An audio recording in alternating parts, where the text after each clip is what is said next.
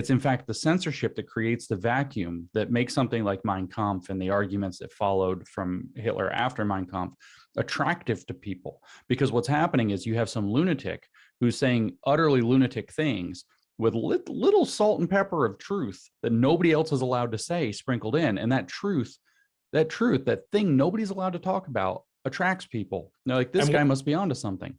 And what's that thing? That thing for our era is racism. Sure. That was, and can you tell me when the moment was when this amorphous power, and we're not talking about people sitting around a conference room table, but when someone figured out, or maybe I'm wrong, that by identifying a third rail that no one of good faith could possibly take the wrong position on, that would be the door that opened the way to critical this studies, that studies, and the other studies.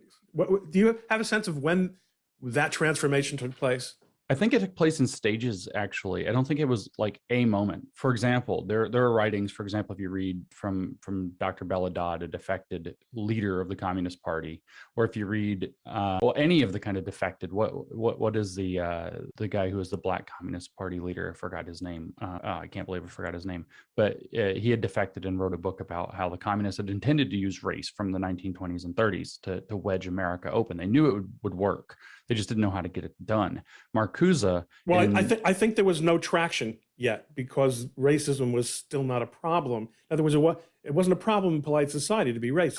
Correct. And so this is where it gets very interesting as we look at Marcuse. Again, I reference, we could talk about One-Dimensional Man in 64. We could talk about Essay on Liberation in 69. There he's tapping into some weird idea. And what he's recognizing is, oh, wow. And this is something that he and Max Horkheimer, another critical theorist, thought simultaneously through the 60s. They're like, wow. There's actually interviews, by the way, of Horkheimer saying this. The capitalist society is working.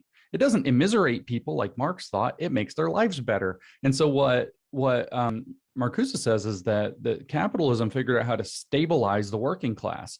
The working class is happy.